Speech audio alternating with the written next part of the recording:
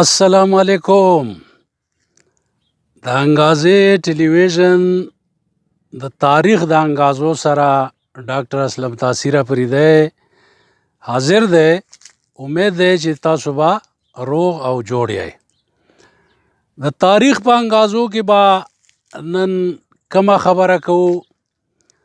تاسو سره مونږ یوه وعده کړې وه چې مونږ به د پښتنو د اصل او نسل په باره کې تاسو سره خبرې کوو او په دې مد کې به مونږ تاسو ته هغه نظریې مخې ته ږدو کومې چې ډېرې زیاتې مشهورې دي، خلکو هغه منځته راوړي دي او زمونږ او تاسو مخې ته یې ایښي دي.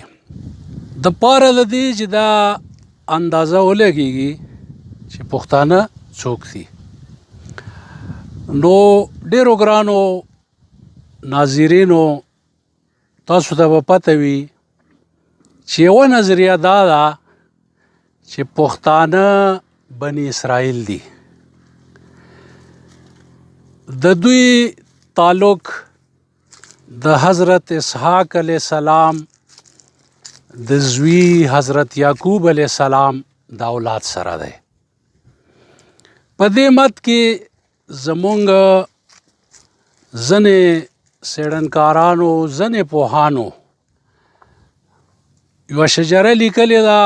د هغې لنډه خلاصه زه تاسو ته داسې وړاندې کوم چې حضرت اسحاق علیه السلام، د هغه زوی حضرت یعقوب علیه السلام، ورپسې د هغوی زوی بنیامین، پسې د هغوی زوی بایع، د هغه زوی احیا، د هغه زوی بکورت، د هغه زوی سرور، د هغه زوی ابي ال، د هغه زوی کیس، د هغه زوی ساول یعنی طالوت علیه السلام، بیا ورپسې د هغه زوی ارمیا، بیا د هغه زوی افغنه، چې افغنه دغو خلکو، دغو تاریخدانانو، دغو څېړنکارانو د افغانانو جد امجد ښودلی دی او ده ته بني افغان وایي. بیا د افغنه په 40 پوسټ کې ایس راځي او د ایس زوی چې کوم دی دا کیس عبدالرشید دی. نو په دې حواله ډېر څېړنکاران دا خبره په دلیل سره کوي چې پښتانه بني اسرائیل دي. دا خبره کله او چا وکړه چې پښتانه بني اسرائیل دي؟ نو د آیین اکبري لیکوال ابوالفضل علامی په وړومبي ځل په کال 1599 یا 98 عیسوي کې آیین اکبری کې دا خبره ولیکله چې پښتانه ځان ته د یعقوب علیه السلام اولاد وایي. پس د هغې نه یوه سلسله را شروع شوه، څېړنکاران به راتلل او هغوی به په دې حواله خبره کوله چې پښتانه بني اسرائیل دي، د یعقوب علیه السلام یعنی د حضرت یعقوب علیه السلام اولاد دی. تر ډېر وخته پورې ډېرو څېړنکارانو دا خبره بیا کړې ده. په هغوی کې ډېر زیات مشهور نعمت الله هروي صاحب دی چې هغوی یو کتاب ولیکلو، تاریخ خان جهان او مخزن افغانی. دا کله ولیکلی شو؟ په کال 1612 یا کال 1613 کې. د دې سره د اخوند درویزه بابا یو کتاب دی چې ډېر زیات مشهور دی، تذکرة الابرار و اشرار. هغوی هم په خپل کتاب کې دغه خبره کړې ده او د ملا نعمت الله هروي نه لږه مخکې کړي، یعنې د هغوی د دې خبرې منځ ته راوړو کال 1603 یا 1614 لیکلی شي. د دوی نه پس قاضي عطاالله خان د پښتنو تاریخ، حافظ رحمت خان د خلاصة الانصاب، زرداد خان ناغر د سولت افغاني، دغسې خوشحال خان خټک هم په خپلو شعرونو کې او په نثر کې دا خبره وکړه چې پښتانه بني اسرائیل دي. د تاریخ مرصع لیکوال افضل خان خټک هم دغه خبره په تاریخ مرصع کې لیکلې ده چې پښتانه بني اسرائیل دي.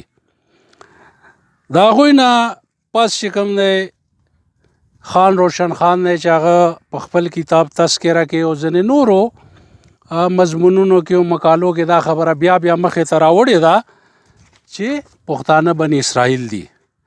دغسې چې د مغرب نه کوم لیکوالان مشهور دي یا دلته راغلي دي یا په څه ذریعه معلومات ترلاسه کړي دي، هغوی همدغه خبره کړې ده چې پښتانه بني اسرائیل دي او د دې پښتنو تعلق د حضرت یعقوب علیه السلام د اولاد سره دی چې تر هغې پورې رسي. په هغوی کې څوک دي؟